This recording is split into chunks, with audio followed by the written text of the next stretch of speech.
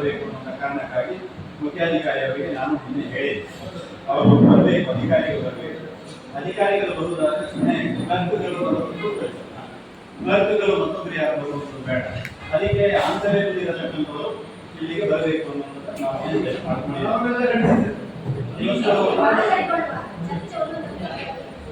ಇವತ್ತು ಏನಾಗಿದೆ ಅಂತ ಹೇಳಿದ್ರೆ, ಬಹಳ ವರ್ಷಗಳಿಂದ ನಮಗೆ ಏನು 110 ಈಗ ಹೇಳ್ಬೋದು, ನಾವು ಇವತ್ತು ಕರೆಂಟ್ ಇಲ್ಲ, ಒಂದು ಸರ್ತಿ ಕರೆಂಟ್ ಹೋದ್ರೆ ಒಂದು ಮರ ಗಾಳಿ ಬಂದ್ರೆ ಮರ ಬಿದ್ದರೆ 2 ದಿನ ನಮಗೆ ಕರೆಂಟ್ ಇಲ್ಲ ಅಂತ ಹೇಳಿ ಆದ ತಕ್ಷಣ ನಾವು ಮೆಸ್ಕಾಂ ಅನ್ನೋರನ್ನು ನೇರ ದೂರ್ತೇವೆ, ಮೆಸ್ಕಾಂ ಅಧಿಕಾರಿಗಳನ್ನ ದೂರ್ತೇವೆ. ಕರೆಂಟ್ ಇಲ್ಲ ಅಂತ ಸರ್ಕಾರ ದೂರ್ತೇವೆ, ಎಲ್ಲವನ್ನ ದೂರುವ ಕೆಲಸಗಳನ್ನ ನಾವು ಮಾಡ್ತಾ ಇದ್ದೇವೆ. ಆದರೆ ಮೂಲ ಕಾರಣ ಏನು ಅನ್ನೋದನ್ನು ನಾವು ತಿಳ್ಕೊಳ್ಳಿಕ್ಕೆ ಹೋಗ್ತಾ ಇದ್ದೇವೆ. ಶಾಸಕರು ಕೂಡ ಮೆಸ್ಕಾಂ ಅಧಿಕಾರಿಗಳನ್ನ ಕರೆಸಿ ಸಭೆಗಳನ್ನ ಮಾಡ್ತಾರೆ, ಅದೆಲ್ಲ ರೆಕ್ಟಿಫೈ ಆಗಬೇಕು, ಕರೆಂಟ್ ಬರಬೇಕು ಅಂತ. ನನ್ನ ಪ್ರಶ್ನೆ ಇಷ್ಟೇ, 33 ಕೆವಿಯಲ್ಲಿ 110 ಕೆವಿಯ ಕರೆಂಟ್ ಬರ್ತದ? ನಾನು ಟೆಕ್ನಿಕಲ್ ಆಗಿ ಎಕ್ಸ್ಪರ್ಟ್ ಅಲ್ಲ, ಆದರೆ ನಾನು ನನ್ನ ಅನುಭವದ ನೆಲೆಯಲ್ಲಿ ನಾನು ಮಾತಾಡುವುದಾದ್ರೆ 110 ಅಲ್ಲಿ ಬರಲಿಕ್ಕೆ 110 33 ಕೆವಿಯಲ್ಲಿ ಬರಲಿಕ್ಕೆ ಸಾಧ್ಯನೇ ಇಲ್ಲ. ಆ ಕಾರಣಕ್ಕಾಗಿ 110 ಕೆವಿಯನ್ನ 1999ರಲ್ಲಿ 110 ಕೆವಿ ಆಗಬೇಕು ಅಂತ ಸೂಚಿಸಲಾಯಿತು. ಆವಾಗ ಇದ್ದಿರತಕ್ಕಂಥ ಅದರ ಖರ್ಚು ಕೇವಲ 3 ಕೋಟಿ. 99 ಇಸ್ವಿಯಲ್ಲಿ ಆಗಿರತಕ್ಕಂಥದ್ದು 3 ಕೋಟಿ. ಆದರೆ ಇದರ ಮಧ್ಯದಲ್ಲಿ 2009ರಲ್ಲಿ ಇದು ದೀರ್ಘ ಆಯಿತು. ಯಾಕೆ ದೀರ್ಘ ಆಯಿತು ಅನ್ನೋದನ್ನ ನಾವು ಹೇಳಬೇಕು.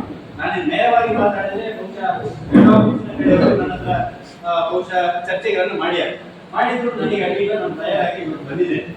2009ರಲ್ಲಿ 99ರಲ್ಲಿ ಡಿಪಿಆರ್ ಆಗಿತ್ತು. ಡಿಪಿಆರ್ ಆಗಿ ಕೆಲಸಗಳು ಕುಂಠಿತ ಬಂದು 2009ರಲ್ಲಿ ಮತ್ತೆ ಡಿಪಿಆರ್ ಆಯಿತು. 2009ರಲ್ಲಿ ಡಿಪಿಆರ್ ಆದಾಗ ಇದೇ 3 ಕೋಟಿ ಖರ್ಚಾಗಬೇಕಾಗಿರತಕ್ಕಂಥದ್ದಕ್ಕೆ 5.47 ಕೋಟಿ ಮತ್ತು 14.91 ಕೋಟಿ, ಒಟ್ಟು 20.38 ಡಿಪಿಆರ್ ಆಯಿತು 2009ರಲ್ಲಿ. ಆಮೇಲೆ ಇನ್ನೂ ಕುಂಠಿತ ಬಂತು. ಇದಕ್ಕೆ ಯಾರು ಕಾರಣ ಅನ್ನೋದನ್ನು ನಾವೀಗ ಚರ್ಚೆಯನ್ನು ನಾವು ಮಾಡುವಂಥದ್ದು. 2009ರಲ್ಲಿ ಆದದ್ದು ಮತ್ತೆ ಕುಂಠಿತ ಬಂತು. 2023ರಲ್ಲಿ ದೇವರದೆಯಲ್ಲಿ ಗುದ್ದಲಿ ಪೂಜೆ ನಡೆಯಿತು. ಅವತ್ತಿನ ಖರ್ಚು 46 ಕೋಟಿ. 2003ಕ್ಕೆ 46 ಕೋಟಿ, 1999ರಲ್ಲಿ 3 ಕೋಟಿ, 46 ಕೋಟಿ. ಇಷ್ಟು ಆಯ್ತು. ಇದಕ್ಕೆ ಯಾರ ಕಾರಣ? ನಮ್ಮಲ್ಲಿ ಶಾಸಕರು ಇರಲಿಲ್ಲ. ಯಾಕೆ ನಾನು ಇವತ್ತು ಕೇಳತಕ್ಕಂಥದ್ದು, ಇವತ್ತು ಕರೆಂಟ್ ಇಲ್ಲ ಅಂತ ಹೇಳಿದ ತಕ್ಷಣ ಈ ಅಧಿಕಾರಿಗಳನ್ನ ಕರೆಸಿ ನಾವು ಮಾತಾಡತಕ್ಕಂಥ ಕೆಲಸಗಳನ್ನು ಮಾಡ್ತೇವೆ. ಇದು ಮಾತಾಡತಕ್ಕಂಥದ್ದಲ್ಲ. ಇವತ್ತು ಎಲ್ಲಿ ಕುಂಠಿತ ಆಗಿದೆ ಇದರ ಬಗ್ಗೆ ಚರ್ಚೆ ಇಲ್ಲ. ನಾನು ಅಧ್ಯಕ್ಷರಿಗೆ ಯಾಕೆ ಇಲ್ಲಿ ನಡೆಸಿದ್ದೇನೆ ಅಂತ ಹೇಳಿದ್ರೆ, ನಾನು ಮಾತಾಡ್ತೇನೆ. ಅಧ್ಯಕ್ಷರ ನಾವು ಹೇಳಿದ್ದೇವೆ ಇಂದಿನ ಸಭೆಗಳಲ್ಲಿ, ನೀವು ಶಾಸಕರನ್ನ ಕರೆಸಿ, ಸಂಸದರನ್ನ ಕರೆಸಿ, ಇಲ್ಲಿ ಆಗಿರತಕ್ಕಂಥ ತಪ್ಪನ್ನು ಸರಿಪಡಿಸತಕ್ಕಂಥ ಕೆಲಸ ಮಾಡಬೇಕು ಅಂತ ನೀವು ಕರೆದಿಲ್ಲ. ಯಾಕೆ ಶಾಸಕರನ್ನ ಕರೆಸಿ ಅಂತ ನೀವು ಕೇಳಿದ್ದು ಅಂತ ಹೇಳಿದ್ರೆ, ಇವತ್ತು ಎಷ್ಟು ಟವರ್ಸ್ ಇದಾವೆ? 89 ಟವರ್ಸ್ ಇದಾವೆ. 89 ಟವರ್ಸ್ಗಳನ್ನ ಇರೆಕ್ಟ್ ಮಾಡಬೇಕಾಗಿದೆ ಅಥವಾ ಇನ್ಸ್ಟಾಲ್ ಮಾಡಬೇಕಾಗಿದೆ. 89 ಟವರ್ಸ್ ನಲ್ಲಿ ನಮಗೆ 46 ಟವರ್ಸ್ ಫಾರೆಸ್ಟ್ ನಲ್ಲಿ ಬರ್ತದೆ, 43 ಟವರ್ಸ್ ಪ್ರೈವೇಟ್ ಲ್ಯಾಂಡ್ ಗಳಲ್ಲಿ ಬರ್ತದೆ. ಇವತ್ತು ಫಾರೆಸ್ಟ್ ಲ್ಯಾಂಡ್ ನಲ್ಲಿ ಬರುವಂತದಕ್ಕೆ ಆಕ್ಷೇಪಣೆ ಇತ್ತು. ಫಾರೆಸ್ಟ್ ಲ್ಯಾಂಡ್ ನಲ್ಲಿ ಬರತಕ್ಕಂಥ ಆಕ್ಷೇಪಣೆ ಏನಾಯ್ತು ಅಂತ ಹೇಳಿದ್ರೆ, ಅದಕ್ಕೆ ಸುಮಾರು 10 ಕೋಟಿ ದುಡ್ಡನ್ನು ಅಂತ ಕಟ್ಟಿದ್ದಾರೆ ಡಿಪಾರ್ಟ್ಮೆಂಟ್. 10 ಕೋಟಿ ಕಟ್ಟಿ ಅವರಿಗೆ ರಾಮನಗರದಲ್ಲಿ, ನಿಮ್ಮ ಊರಿನಲ್ಲಿ ಸರ್, ರಾಮನಗರದಲ್ಲಿ ಅವರ 15 ಹೆಕ್ಟೇರ್ ಜಮೀನು ಹೋಗ್ತದೆ. ರಾಮನಗರದಲ್ಲಿ 30 ಹೆಕ್ಟೇರ್ ಜಮೀನು ಅದಕ್ಕೆ ಪರ್ಯಾಯವಾಗಿ ಕೊಟ್ಟಿದ್ದಾರೆ. ಸೊ ಹಾಗಾಗಿ ಫಾರೆಸ್ಟ್ ತೊಂದರೆ ಇಲ್ಲ, ಫಾರೆಸ್ಟ್ ನವರಿಂದ ತೊಂದರೆ ಇಲ್ಲ. ಈಗ ಇರತಕ್ಕಂಥ ಪ್ರೈವೇಟ್ ಲ್ಯಾಂಡ್ಸ್ ನಲ್ಲಿ ಈಗ ಕೆಲವು ಆಕ್ಷೇಪಣೆ ಮಾಡ್ತಾ ಇದ್ದಾರೆ. ನಾನು ಕೇಳಿದೆ, ವ್ಯಾಜ್ಯ ಸಾಧ್ಯಗಳು ಏನಾದ್ರು ಇದ್ದಾವೆ? ವ್ಯಾಜ್ಯ ಸಾಧ್ಯಗಳು ಯಾವುದೂ ಇಲ್ಲ. ಇವತ್ತು ಇರತಕ್ಕಂಥದ್ದು ಕೇವಲ ಆಕ್ಷೇಪಣೆ. ನಾನು ಹೇಳತಕ್ಕಂಥದ್ದು, ಯಾಕೆ ಶಾಸಕರನ್ನು ಕರೆದೆ ಅಂತ ಹೇಳಿದ್ರೆ, ಅವರನ್ನ ಕರೆಸಿ ಮೀಟಿಂಗ್ ಮಾಡತಕ್ಕಂಥದ್ದಲ್ಲ. ಶಾಸಕರು ಯಾರನ್ನ ಕರೀಬೇಕಾಗಿದೆ? ಶಾಸಕರು ಈ ಫಲಾನುಭವಿಗಳು ಯಾರು ಆಕ್ಷೇಪಣೆಗಳು ಮಾಡ್ತಾ ಇದ್ದಾರೆ ಅವರನ್ನು ಕರೆಸಿ ಸಾರ್ವಜನಿಕವಾಗಿರ್ತಕ್ಕಂಥ ಸಭೆಯನ್ನು ಮಾಡಬೇಕು. ಸಾರ್ವಜನಿಕವಾದಂತಹ ಸಭೆಯನ್ನು ಮಾಡದೆ ಅವರಿಗೆ ಅಧಿಕಾರಿಗಳು ಇವತ್ತು ಎಲ್ಲಿ ಹುಟ್ಟಿದ್ದಾರೆ ಅಂತ ಹೇಳಿದ್ರೆ, ಅವರ ಕೆಪಿಟಿಸಿಎಲ್ ಮೇಜರ್ ವರ್ಕ್ನವರು ಎಲ್ಲಿ ಹುಟ್ಟಿದ್ದಾರೆ ಅಂತ ಹೇಳಿದ್ರೆ, ಪೊಲೀಸ್ ಸ್ಟೇಷನ್ಗೆ ಹೋಗಿ ಕಂಪ್ಲೇಂಟ್ ಕೊಟ್ಟು ಅದನ್ನ ಎರೆಕ್ಟ್ ಮಾಡಬೇಕು ಅನ್ನೋ ಮಟ್ಟಕ್ಕೆ ಹುಟ್ಟಿದ್ದಾರೆ. ನಾವು ನೇರವಾಗಿ ಇವರ ಮೇಲೆ ಆಕ್ಷೇಪಣೆ ಮಾಡತಕ್ಕಂಥದ್ದು ಅಥವಾ ಗೂಬೆ ಕೂರಿಸತಕ್ಕಂಥದ್ದು ಅಥವಾ ಕರ್ನಾಟಕ ಸರ್ಕಾರದ ಮೇಲೆ ಗೂಬೆ ಕೂರಿಸತಕ್ಕಂಥದ್ದು ಸರಿಯಲ್ಲ. ಬದಲಾಗಿ ನಾನು ಇವತ್ತು ಆಗ್ರಹ ಮಾಡ್ತಾ ಇದ್ದೇನೆ, ನೀವು ಶಾಸಕರನ್ನ ಕರೆಸಿ ಶಾಸಕರು ಸಭೆಯನ್ನ ಮಾಡಿ ಈ ಲ್ಯಾಂಡ್ ಅನ್ನ ಕ್ಲಿಯರ್ ಮಾಡಿ ಕೊಡದೆ ಹೋದ್ರೆ ಬಹುಶಃ ನಾವು ನೇರವಾಗಿ ಇವತ್ತಿನ ಸುಳ್ಯದ ಜನತೆ ಶಾಸಕರ ಮೇಲೆ ಆರೋಪವನ್ನು ಮಾಡಬೇಕಾಗ್ತದೆ ಅಂತ ನಾನು ಕೇಳ್ತಾ ಇದ್ದೇನೆ. ಒಂದು ವೇಳೆ ಹೇಳಬಹುದು ನೀವು ಶಾಸಕರು ಏನು ಮಾಡಬಹುದು ಅಂತ. ನನಗೆ 29/9/2009 ಸನ್ಮಾನ್ಯ ಶಾಸಕ ಅಂಗಾರವರು ಕೊಟ್ಟಿರತಕ್ಕಂಥ ಪತ್ರ ಇದೆ ನನ್ನ ಹತ್ರ. 29/9/2009 ಶಾಸಕ ಅಂಗಾರವರು ಪತ್ರ ಕೊಟ್ಟಿದ್ದಾರೆ. ಏನ್ ಪತ್ರ ಕೊಟ್ಟಿದ್ದಾರೆ ಅಂತ ಹೇಳಿದ್ರೆ, ಈಗ 110 KV ಏನು ಸರ್ವೆ ಆಗಿದೆ, ಡಿಪಿಆರ್ ಏನಾಗಿದೆ ಅಲ್ಲಿ ನೀವು ಸರ್ವೆ ಮಾಡಬೇಡಿ, ನೀವು ಬೇರೆ ಕಡೆ ತೆಗೆದುಕೊಂಡು ಹೋಗಿ ಅನ್ನುವಂಥದ್ದಕ್ಕೆ ಪ್ರಪೋಸಲ್ಗಳನ್ನು ಕೊಟ್ಟಿದ್ದಾರೆ. ಅಲ್ಲಿ ಸಾರ್ವಜನಿಕರ ಆಕ್ಷೇಪಣೆ ಮಾಡ್ತಾ ಇದ್ದಾರೆ. ಹಾಗಾಗಿ ಇವತ್ತು ಸುಳ್ಯದಲ್ಲಿ ಕರೆಂಟ್ ಇಲ್ಲದೆ ಹೋಗುವಂತದಕ್ಕೆ ಕಾರಣ ನಮ್ಮನ್ನಾಲಿರತಕ್ಕಂಥ ಶಾಸಕರುಗಳು. ನಾನು ಯಾರನ್ನು ಅಂತ ಹೇಳಿಕ್ಕೆ ಹೋಗುವುದಿಲ್ಲ, ನೀವು ಅರ್ಥ ಮಾಡಿಕೊಳ್ಬೇಕು. ನಮ್ಮನ್ನಾಲಿರತಕ್ಕಂಥ ಶಾಸಕರು, ನಮ್ಮನ್ನಾಲಿರತಕ್ಕಂಥ ಸಂಸದರು, ಇವರುಗಳಿಗೆ ನಮ್ಮ ಬಗ್ಗೆ ಕಾಳಜಿ ಇಲ್ವಾ? ಇವರುಗಳಿಗೆ ಸುಳ್ಯದ ಜನತೆಯ ಬಗ್ಗೆ ಕಾಳಜಿ ಇಲ್ವಾ? ಹಾಗಾಗಿ ನಾನು ಹೇಳತಕ್ಕಂಥದ್ದು, ನಾವು ಇದರ ಬಗ್ಗೆ ಸಭೆಯನ್ನ ಕರಿಬೇಕು. ಸಭೆಯನ್ನ ಕರೆಯದೆ ಹೋದ್ರೆ ನಾನು ಅಧಿಕಾರಿಗಳನ್ನು ಬೀಳೋದಿಲ್ಲ. ಬರೀ ಶಾಸಕರ ಬಗ್ಗೆ ಮಾತ್ರ ಪ್ರಶ್ನೆಗಳಲ್ಲ. ನಾವು ಇಡೀ ನಗರ ಪಂಚಾಯಿತಿ ಬೀದಿಗಿಳಿಯೋಣ. ಇಡೀ ನಗರ ಪಂಚಾಯಿತಿ ಬೀದಿಗಿಳಿದು ನಾವು ಸುಳ್ಯದ ಮೆಸ್ಕಾಂ ಕಚೇರಿ ಎದುರಲ್ಲಿ ಪ್ರತಿಭಟನೆ ಮಾಡೋಣ. ಆ ಪ್ರತಿಭಟನೆ ಅಧಿಕಾರಿಗಳ ವಿರುದ್ಧ, ಕರ್ನಾಟಕ ಸರ್ಕಾರದ ವಿರುದ್ಧ. ನೀವೇನಾದ್ರೂ ಹೇಳುವುದಾದ್ರೆ ವೆಂಕಟಗೌಡರು ಒಂದು ಕಡೆಯಿಂದ ಮಾತಾಡ್ತಾರೆ ಇಲ್ಲ, ಅಧಿಕಾರಿಗಳ ವಿರುದ್ಧ, ಸರ್ಕಾರದ ವಿರುದ್ಧ, ಅದು ಶಾಸಕರ ವಿರುದ್ಧ ಮತ್ತು ಸಂಸದರ ವಿರುದ್ಧ ಪ್ರತಿಭಟನೆ ನಡೀಬೇಕು. ಆವಾಗ ಮಾತ್ರ ನಮ್ಮ ಕೆಲಸ ಕಾರ್ಯಗತ ಆಗುವಂಥದ್ದು. ಇದಕ್ಕೆ ನೀವು ತಯಾರಿದ್ದೀರಾ ಅನ್ನುವ ಸವಾಲನ್ನ ಈಗ ನಾನು ನಿಮ್ಮ ಮುಂದೆ ಇಟ್ಟಿಗೆ ನಾವು ತಯಾರಿದ್ದೇವೆ. ನಾವೆಲ್ಲ ಕಾಂಗ್ರೆಸ್ನವರು ಮಾಡಬಹುದಲ್ಲ? ನಾವೆಲ್ಲ ಕಾಂಗ್ರೆಸ್ನವರು ಇದೇ ಮೆಸ್ಕಾಂ ಕಚೇರಿಯ ವಿರುದ್ಧ ನಾವು ಪ್ರತಿಭಟನೆಗೆ ಸನ್ನದ್ಧರಾಗಿದ್ದೇವೆ, ತಯಾರಾಗಿದ್ದೇವೆ, ಪ್ರತಿಭಟನೆ ಮಾಡ್ತಾ ಇದ್ದೇವೆ. ಆ ಕೆಲಸಗಳನ್ನ ಮಾಡಬೇಕು. ಯಾವುದೂ ಕೂಡ ಈಗ ಸುತ್ತ ಕಂಡು ಕೊಡೋದು ಬೇಡ. ಮಗು ಅಳದೆ ನಾವು ಹಾಲು ಕೊಡುವುದಿಲ್ಲ.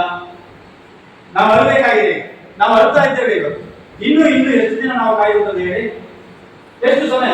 ಮೊನ್ನೆ ಯಾರಾದ್ರೂ ನೀವು ರೊಟ್ಟಿ ಮಾಡಿದ್ರಮ್ಮ, ದೋಸೆ ಮಾಡಿದ್ರಮ್ಮ, ಬಿಟ್ಟು ಮಾಡಿದ್ದೀರಾ ನೀವು? ಎಲ್ಲವೂ ಸತ್ತಿಗೆ ಬಂದಿದ್ರು. ಎಲ್ಲವರ ಮನೆಯಲ್ಲಿ ಸತ್ತಿಗೆ ಬಂದಿದ್ರು. ಎಲ್ಲವರ ಮನೆಯಲ್ಲಿ ಕೆಲವರು ಹೋಟೆಲ್ಗೆ ಹೋಗತಕ್ಕಂಥ ಪರಿಸ್ಥಿತಿ, ಕೆಲವರು ಇಂದಿರಾ ಕ್ಯಾಂಟೀನ್ಗೆ ಹೋಗಿ ಇಡ್ಲಿ ತಗೊಂಡು ಬಂದಿರತಕ್ಕಂಥದ್ದು ಇದೆ. ಬೆಳಿಗ್ಗೆ ಹೋಗಿ ಯಾವುದೇ ಇಲ್ಲ.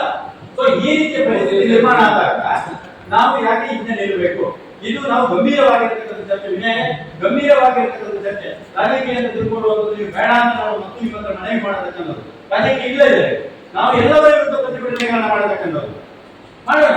ನೀವು ಡೇಟ್ ಫಿಕ್ಸ್ ಮಾಡಿ, ಅಧಿಕಾರಿ ವರ್ಗದವರು ಕೂಡ. ನಾನು ಹೇಳಿರ್ತಕ್ಕಂಥ ತಪ್ಪಿದೆ, ನೀವು ಕೂಡ ನೋಡಿ. ನಾವು ಡೇಟ್ ಫಿಕ್ಸ್ ಮಾಡ್ತೇವೆ, ನಾವು ಪ್ರತಿಭಟನೆಗಳನ್ನು ನಿಮ್ಮ ಎದುರಿನಲ್ಲಿ ಮಾಡ್ತೇವೆ. ನೀವು ಅದಕ್ಕೆ ಸಂಬಂಧಪಟ್ಟಿರ್ತಕ್ಕಂಥ, ನನಗೆ ಗೊತ್ತು ನೀವಲ್ಲ, ಮೆಸ್ಕಾಂ ಅಲ್ಲ, ನನಗೆ ಗೊತ್ತು KPTC ಅಲ್ಲ, ಮೇಜರ್ ವರ್ಕ್ಸ್ ನವರು ಇದಕ್ಕೆ ಕಾರಣವಾಗುವಂಥದ್ದು. ಮೇಜರ್ ವರ್ಕ್ಸ್ ನವರನ್ನ ಕರೆಸಿ ಅದಕ್ಕೆ ಕಾಮಗಾರಿ ಮಾಡುವಂಥದ್ದಕ್ಕೆ ನೀವು ತಯಾರಾಗಬೇಕು ಅನ್ನೋ ವಿನಂತಿಯನ್ನು ನಾನು ಮಾಡ್ತಾ ಇದ್ದೇನೆ. ಮತ್ತೆ ಪುನಃ ಚರ್ಚೆ. ಒಂದು ಮೂಲಭೂತ ಪ್ರಶ್ನೆಯನ್ನು ನಾನು ಕಂಟೆಂಟ್ ಏರಿ ಕಾರ್ಯಗಳ ಆಯ್ಕೆ ಸುಳ್ಯಕ್ಕೆ ಪವರ್ ಇಂಪ್ರೂವ್ಮೆಂಟ್ ಆಗುತ್ತೆ. 100% ಪವರ್ ಕಟ್ಟಿದ್ದೀವಿ ಅಂತ ಯಾಕಂತ ಹೇಳಿದ್ರೆ ಇವತ್ತು ಪವರ್ ಕಟ್ ಆಗ್ತಾ ಇರುವಂಥದ್ದು ಮೊನ್ನೆ ಸಮಸ್ಯೆ ಅವರು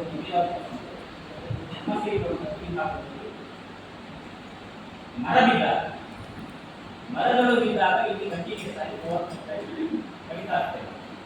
ಅದೇ ಸಮಸ್ಯೆ ನಾಳೆ 110 KV ಆದರೂ ಕೂಡ ಮರಗಳು ಬಿದ್ದರೆ ಸಮಸ್ಯೆ ಆಗಿಯೇ ಆಗುತ್ತೆ. ಮರಗಳು ಬಿದ್ದಾಗ ಸಮಸ್ಯೆ ಆಗಿಯೇ ಆಗುತ್ತೆ. 110 KV ಒಂದು ಲೈನು ಪರ್ಫೆಕ್ಟ್ ಇರ್ಬೋದು, ಸ್ವಲ್ಪ ಎತ್ತರದಲ್ಲಿರ್ಬೋದು. ಅದು ಬಿಟ್ಟರೆ 33 ಲೈನ್ಸ್ ಇರ್ಬೋದು, ನಮ್ಮ ಸನ್ಲೈನ್ಸ್ ಇರ್ಬೋದು, ಯಾವುದೇ ಲೈನ್ ಇರ್ಬೋದು, ಎಲ್ಲವೂ ಕೂಡ ಗ್ರೌಂಡ್ ಲೆವೆಲ್ ಎಷ್ಟು ಮೀಟರ್ ಲೈಟಲ್ಲಿ ಇದೆ, ಅವುಗಳಿಗೆ ಮರದಿಂದ ಸಮಸ್ಯೆ ಆಗೇ ಆಗುತ್ತೆ. ಹಾಗೆ ಪವರ್ ಇಂಪ್ರೂವ್ಮೆಂಟ್ ಆಗುತ್ತೆ. ಎರಡನೇದು ಯೋಜನೆ ಬಗ್ಗೆ ಬಹಳ ಸುದೀರ್ಘವಾಗಿ ಹೇಳಿದ್ದು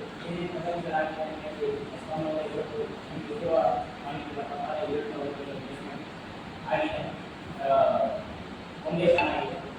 ಮೆಸ್ಕಾ ಕರೆಂಟ್ ಏನು ಅರಣ್ಯ ಇಲಾಖೆಯವರ ಜೊತೆಗೆ ಮರ ತಾವು ಹೇಳಿದಾಗೆ ದುರ್ಗತಿ ಆಗಿದೆ, ಎಲ್ಲವೂ ಆಗಿದೆ. ಬಟ್ ಈಗ ಮರ ಕಟ್ಟಿಗೆ ಅವರ ಜೊತೆ ಒಂದು ಅಗ್ರಿಮೆಂಟಿಗೆ ಮಾಡಿ ಅಫಿಡವಿಟ್ ಮಾಡಿ ಒಂದು ಅಂಡರ್ಟೇಕಿಂಗ್ ಮಾಡಿದ್ದಾರೆ. ಅದು ಮಾತ್ರ ಮೊನ್ನೆ ಮಾಡಿದ್ದು, ಅದನ್ನು ಶಿವರಾತ್ರಿ ಮಾಡಿ ಮುಗಿಸ್ತಾರೆ ಅವರು ನಿನ್ನೆ ಮಾಡಿ ಕೊಟ್ಟಿದ್ದಾರೆ. ಶಿವರಾತ್ರಿ ಮಾಡಿ ಮುಗಿಸ್ತಾರೆ ಆಮೇಲೆ ಮಾಡಿ ಪಾಲಿಸಿದ ಆಗುತ್ತೆ. ಆದರೆ ಆಕ್ಷೇಪಣೆಗಳು ಇರುವಂಥದ್ದು ಈಗ ಆಕ್ಷೇಪಣೆಗಳು ಸಹಜ. ಆಕ್ಷೇಪಣೆ ಮಾಡೋದಕ್ಕೆ ನಾನು ಆಕ್ಷೇಪಣೆ ಮಾಡೋದು ಯಾರ ಜಾಗದ ಮೇಲೆ ಮನೋಭಾವ ಕೈ ಮುಗಿದ ಆಕ್ಷೇಪಣೆ ಮಾಡುವುದು ಸಹಜ. MLA ಅವರು ಬದಲಿ ವ್ಯವಸ್ಥೆ ಇದೆಯಾ ನೋಡಿ ಹೇಳಿ ಪತ್ರ ಕೊಡುವುದರಲ್ಲಿ ಯಾವುದೇ ತಪ್ಪಿಲ್ಲ. ಯಾಕಂದ್ರೆ ಅವರು ಜನರಿಂದ ಆಯ್ಕೆಯಾಗಿರೋದು. ಹಾಗೆ ಹೇಳಿ ನೀವು ಇದೇ ಮಾಡಬಾರ್ದು ಅಂತ ಯಾರಾದ್ರೂ ಸಹಿ ಮಾಡಿದಾರ ಅಥವಾ ನಿಮ್ಮ ಮೇಲೆ ಒತ್ತಡ ಹಾಕಿದಾರ PTC ಅವರು ಸ್ಪಷ್ಟಪಡಿಸಿದರು. ಲೆಟರ್ ಕೊಡ್ಬೋದು, ಯಾರಿಗೂ ಲೆಟರ್ ಕೊಡ್ಬೋದು. ಈಗ MLA ಅವರಿಗೆ ಹಾಸ್ಪಿಟಲ್ ಸೀಟ್ ಕೊಡ್ತೀವಿ ನಾವು ಲೆಟರ್ ಕೊಡ್ಬೋದು, ಅವ್ರು ಲೆಟರ್ ಕೊಡ್ತಾರೆ. ಹಾಗೆ ಹೇಳಿ ಅದಕ್ಕೆ ಸೀಟ್ ಸಿಗುತ್ತಾ ಅಂತ ಹೇಳಿ 100% ಹೇಳಿಕ್ಕಾಗಲ್ಲ. ಯಾಕಂದ್ರೆ ಆನ್ಲೈನ್ ಕೌನ್ಸಿಲಿಂಗ್ ಅಲ್ಲಿ ಆದ ಮೇಲೆ MLA ಅವರ ಲೆಟರ್ಗೆ ಬೆಲೆ ಬರುತ್ತೆ. ಇಲ್ಲಾಂದ್ರೆ ನೋಡು ಲೆಟರ್ ಕೊಡೋದು ತಪ್ಪಲ್ಲ. ಹತ್ತಾರು ಜನ ಒಂದು ಅಪೀಲ್ ಮಾಡಿದಾಗ ನನಗೆ ತೊಂದರೆ ಆಗ್ತಾ ಇದೆ, ತೊಂದರೆ ಆಗ್ತಾ ಇದೆ ಅಂತ ಹೇಳಿದಾಗ MLA ಅವರು ಲೆಟರ್ ಕೊಡೋದು ಸಹಜ. ಹಾಗೆ ಹೇಳಿ ರಾಜಕೀಯ ಮಾತಾಡಬಾರದು ಹೇಳಿದ್ರು ರಾಜಕೀಯದಲ್ಲಿ ಯಾರಾಡಿದ್ರೆ ಇಲ್ಲಿ ಪವರ್ ಮಿನಿಸ್ಟರ್ ಅವರು ಸುಳ್ಳು ಮೀಟಿಂಗ್ ಮಾಡಿದ್ರು. ಪವರ್ ಮಿನಿಸ್ಟರ್ ನಮಗೂ ಕೂಡ ಭರವಸೆ ಆಯ್ತು ಈ ಸತಿ ಅವರು ಒಳ್ಳೆ ಪವರ್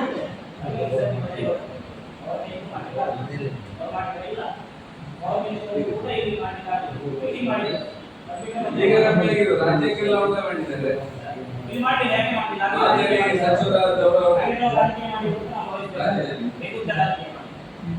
ಪವರ್ ಮಿನಿಸ್ಟರ್ ಸಮಸ್ಯೆಗೆ ಪರಿಹಾರ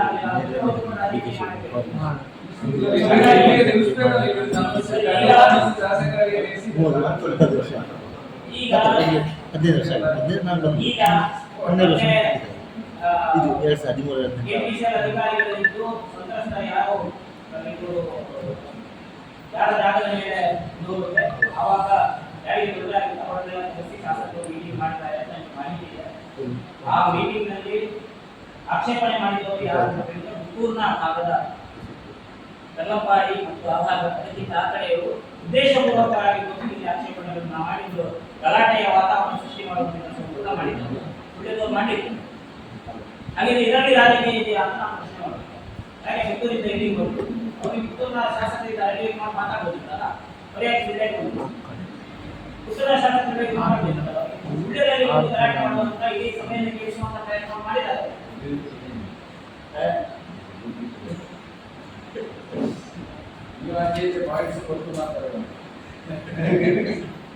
ಹಾಗಾಗಿ ರಾಜಕೀಯ ಇಲ್ಲ, ಇದು ರಾಜಕೀಯ ಇದೆ.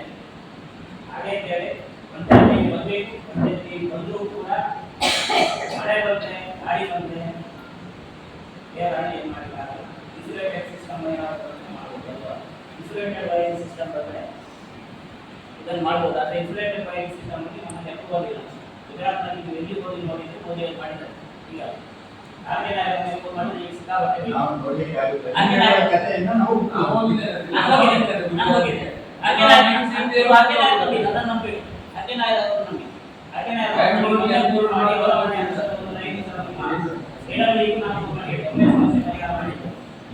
ಅವರ ಮನೆ ಆಗ್ತದೆ ಹೊರಗಡೆ ಬಿದ್ದು ಮಳೆ ಸಿಕ್ಕಾಪಟ್ಟೆ ಸಮಸ್ಯೆ ನಾನು ಹೇಳೋದಕ್ಕೆ ಹೇಳಿದೆ. ಪರಿಹಾರ ಮಾಡಿದ್ದೀವಿ. ಯಾಕಂದ್ರೆ ಅವರು ದೇಶದಲ್ಲಿ ಫೇಮಸ್ ಆಗಿರೋ ಸಮಸ್ಯೆಯನ್ನು ಹಾಗಾಗಿ ಅದು ಪರಿಹಾರ ಮಾಡಿದ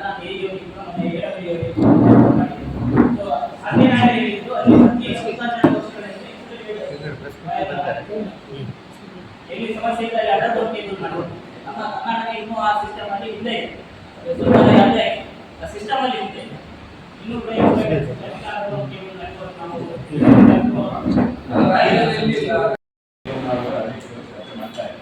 ಬಂದಿಲ್ಲ ಅಂತ ನಮಗೆ ಕಣ್ಣಿಗೆ ಕಾಣುವಂಥದ್ದು ಒಂದು ವೆಂಟೇಜ್ ಡ್ಯಾಮ್ ಒಂದು ಕಣ್ಣಿಗೆ ಕಾಣುವಂಥದ್ದು ಕಾಣ್ತಾ ಇದೆ.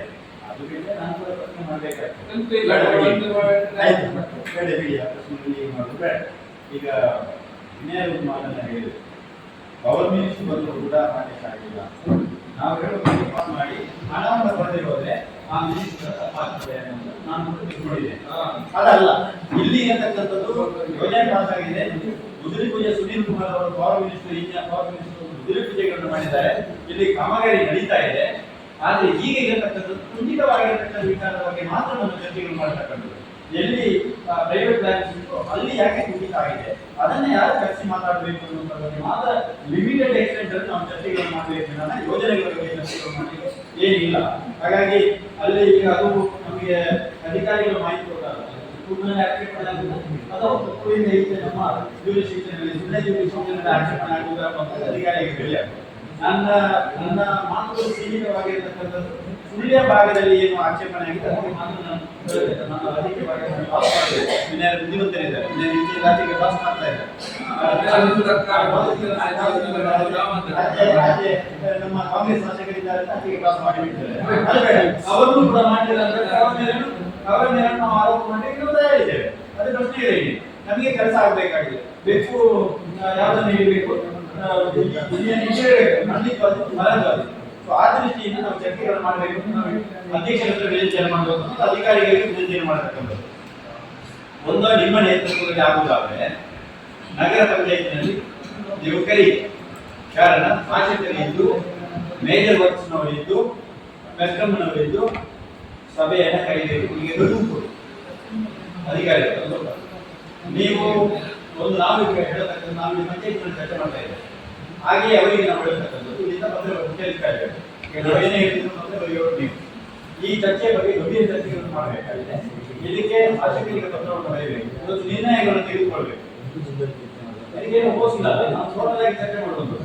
ಶಾಸಕರಿಗೆ ಪತ್ರ ಬರೆಯಬೇಕು, ಕೆಪಿಸಿಸಿಯವರಿಗೆ ಪತ್ರ ಬರೆಯಬೇಕು, ಇವರಿಗೆ ಪತ್ರ ಬರೆಯಬೇಕು, ಎಸ್ಕಾಂಗೆ ಪತ್ರ ಬರೆಯಬೇಕು. ಬರೆದು ವಿದಿನ್ 10 days ನಾವು ಹಿಂದೆ ಕೂಡ ನಾವು ಹೇಳಿದ್ದೇವೆ ಸಚಿವರಿಗೆ ಕೆಲಸ ಏನಿಲ್ಲ ಕೆಲಸ ಇಲ್ಲಿ ನಮ್ಮದೇ ಕೆಲಸ. ಸಂಸದರಿಗೆ ಯಾರಿದ್ರೆ ಆಕ್ಷೇಪಣೆ ಮಾಡತಕ್ಕಂಥದ್ದು ಬೇಡ, ಅವರಿಗೆ ಪತ್ರ ಬರೆದು 10 ದಿನಗಳ ಒಳಗಾಗಿ ಇಲ್ಲಿ ಸಭೆಯನ್ನು ನೀವು ಕರೆಯಬೇಕು. ಅಧಿವೇಶನವನ್ನು ನೋಡ್ಕೊಂಡು ಅಧಿವೇಶನ ಇದ್ರೆ ಅಧಿವೇಶನವನ್ನು ಇಟ್ಟು ಶನಿವಾರ ದಿನ ಕೇಳಮ್ಮ ಶನಿವಾರ ದಿನ ಅಧಿವೇಶನ ಇರುವುದೆಲ್ಲ ಬರ್ತಾರೆ.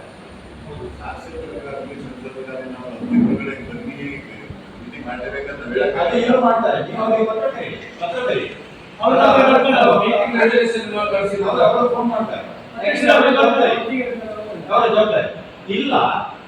ಅಧಿಕಾರಿಗಳಿಗೆ ನಾವು ವಿನಂತಿ ಮಾಡ್ತಾರೆ, ನೀವು ಮೇಜರ್ ವರ್ಕ್ಸ್ ಅನ್ನ ಕರಿಬೇಕು, ನೀವು ನಮ್ಮ ಗ್ರಾಹಕರ ಸಭೆಯನ್ನು ಕರಿಬೇಕು. ನಿಮ್ಮ ಪಂಚಾಯತ್ ನಿಮ್ಮ ಆಫೀಸ್ನಲ್ಲಿ ಯಾವತ್ತೊಂದು ಕರೆದಾಗಿ ಮಾಡಬೇಕು. ಅಲ್ಲಿ ಎಲ್ಲಿ ಜಾಗ ಇದೆ ಆಯ್ತಾ, ಎಲ್ಲ ಒಂದು ಕಡೆಯಲ್ಲಿ ಜಾಗ ಮಾಡಿ ಅಲ್ಲಿ ಸಭೆಯನ್ನು ಕರೀರಿ. ನಾವು ಗ್ರಾಹಕರು ಒತ್ತಾಯ ಮಾಡ್ತೇವೆ. ಇದು ಎರಡು ದಾರಿಗಳನ್ನು ಪ್ರಜಾಪ್ರಭುತ್ವದಲ್ಲಿ ಎಕ್ಸಾಸ್ಟ್ ಮಾಡಿಕೊಳ್ಬೇಕು. ಏನು ರೆಮಿಡಿಗಳು ಏನು ನಮ್ಮಲ್ಲಿ ಇದ್ದಾವೆ ಆ ರೆಮಿಡಿಗಳನ್ನು ಎಕ್ಸಾಸ್ಟ್ ಮಾಡಬೇಕು, ಅನಂತರ ನಮ್ಮ ಮಾಡುವಂಥದ್ದು. ಸೊ ಈ ಎರಡು ರೀತಿಯಲ್ಲಿ ನೀವು ಮಾಡಿ. ನೀವು ಮಾಡ್ಲಿಕ್ಕೆ ಆಗಲಿಲ್ಲ ಅಂತ ಹೇಳಿದ್ರೆ ಪ್ರತಿಭಟನೆಯನ್ನು ನಾವು ಸಾರ್ವಜನಿಕ ಪರವಾಗಿ ಕರೀತೇವೆ. ಸಾರ್ವಜನಿಕರ ಪರವಾಗಿ ಬರಬೇಕು. ಇಷ್ಟು ಮಾಡ್ಲಿಕ್ಕೆ ಆಗಲಿಲ್ಲ ಅಂತ ಹೇಳಿದ್ರೆ ನೀವು ಬರಬೇಕು. ಸಾರ್ವಜನಿಕ ಪರವಾಗಿ ನಾವು ಪ್ರತಿಭಟನೆಯನ್ನು ಕಚೇರಿಯಿಂದ ನಾವು ಮಾಡ್ತೇವೆ. ಇದು ಈ 1 ತಿಂಗಳ ನಿಮಗೆ 1 ತಿಂಗಳ ಅವಕಾಶಗಳನ್ನು ಉಳಿಸಿಕೊಳ್ತೇವೆ. ನಾವೇನಿದ್ರು ಇವತ್ತು ಮಾಡಬೇಕು ನಾಳೆ ಮಾಡಬೇಕು ಅಂತ ಆಗುವುದಿಲ್ಲ. ನಾಡಿನ ಮೀಟಿಂಗಿನ ಹೊರಗಡೆ ಅಲ್ವಾ, 1 ತಿಂಗಳ ಹೊರಗಡೆ ಈ ಎರಡೂ ವಿಚಾರಗಳು ನೀವು ನಡಿಬೇಕು. ಇಲ್ಲ ನಾಡಿನ ಮೀಟಿಂಗ್ ಅಲ್ಲಿ ನಾವು ನಿರ್ಧಾರ ಮಾಡ್ತೇವೆ, ಅದೇ ದಿನ ಮಧ್ಯಾಹ್ನ ನಾವು ಸಭೆಗೆ ಬುದ್ಧಿ ಆಗ್ತದೆ. ಏನ್ ಮಾಡಿ ನಗರಕ್ಕೆ ಕರೆಂಟ್ ಬರೋದಿಲ್ಲ, ಬೆಳ್ಳಾರಿಗೆ ಕರೆಂಟ್ ಹೋಗ್ತದೆ. ಬೆಳ್ಳಾರಿಗೆ ಕರೆಂಟ್ ಹೋಗಲ್ಲ ಸರ್, ಬೆಳ್ಳಾರಿಗೆ ವಿವೇಕನ್ನ ಜಾರಿಸಿಕೊಳ್ಳುವುದು. ಬೆಳ್ಳಾರಿಗೆ ಬೇರೆ ಒಂದೇ ಮಾಡ್ತಾರೆ, ಬೆಳ್ಳಾರಿ ಒಳ್ಳೆ ಬೇರೆ ಮಾಡ್ತಾರೆ.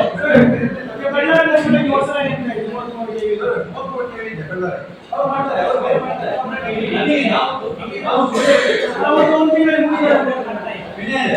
ಇದು ಇಲ್ಲ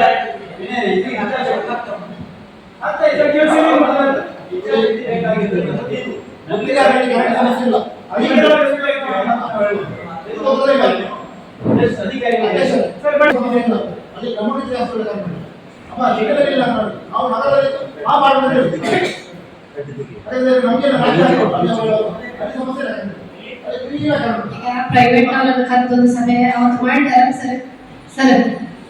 ಒಮ್ಮೆ ತಾಲೂಕ್ ಪಂಚಾಯತ್ ಒಂದು ಸಭೆ ಮಾಡಿದ್ದಾರೆ. ಎಲ್ಲರನ್ನು ಪ್ರೈವೇಟ್ ಪುತ್ತೂರಿನವರೇ ದಿನ ಒಂದು ಇದರ ಬಗ್ಗೆ ತುಂಬಾ ಸಮಸ್ಯೆಗಳಾಗ್ತದೆ. ಹೌದಾ, ಅವತ್ತು ನಮಗೆ ಯಾರು ಕರೆದಿಲ್ಲ. ನಮ್ಮನ್ನು ಕರೆದ್ರ ನಾವು ಜನಪ್ರತಿನಿಧಿಗಳಿದ್ದೇವೆ, ಹೌದು ತಾನೆ? ಕರಿಬೇಕಲ್ಲ ನಮ್ಮನ್ನ. ನಮ್ಮ ಹತ್ರ ಜನ ಕೇಳೋದಲ್ಲ. ಈಗ ಫೋನ್ ಮಾಡಿದ್ರೆ ಯಾರಿಗೆ ಕರೆಂಟ್ ಇಲ್ಲ ಅಂದ್ರೆ ಯಾರಿಗೆ ಫೋನ್ ಮಾಡ್ತಾರೆ? ಆ ನಂಬರಿಗೆ ಫೋನ್ ಮಾಡ್ತಾರೆ ಅವಾಜ್ನವರಿಗೆ. ಸೊ ಏನು ಆನ್ಸರ್ ಮಾಡಬೇಕು? ನಾವು ಆನ್ಸರ್ ಮಾಡಬೇಕು. ಯಾರಿಗೆ ಉತ್ತರ ಕೊಡೋದು? ನೋಡಿ, ಇದನ್ನ ನೀವು ಮಾಡಲಿಲ್ಲ ಅಂತ ಹೇಳಿದ್ರೆ ನಿಮ್ಮನ್ನು ಗುರಿ ಮಾಡಿಕೊಂಡು ನಾವು ಪ್ರತಿಭಟನೆ ಮಾಡ್ತೇವೆ. ಸರ್, ಇದರ ಬಗ್ಗೆ ನೀವು ಸ್ವಲ್ಪ ಮಾಹಿತಿ ಕೊಡಿ ಜನರಿಗೆ. ನಾವು ಹೇಳೋದು ಅದನ್ನು ಕರೆಂಟ್ ಬರುವಾಗ ಯಾವ ಮನೆ, ಅವ್ರ ಕಾಂಗ್ರೆಸ್ನ ಮನೆ, ಜೆಡಿಎಸ್ನ ಮನೆ, ಅವ್ರ ಮುಸ್ಲಿಮ್ಸ್ ಮನೆ, ಕ್ರಿಶ್ಚಿಯನ್ಸ್ ಮನೆ ಅಂತ ಕರೆಂಟ್ ಮಾಡೋದು.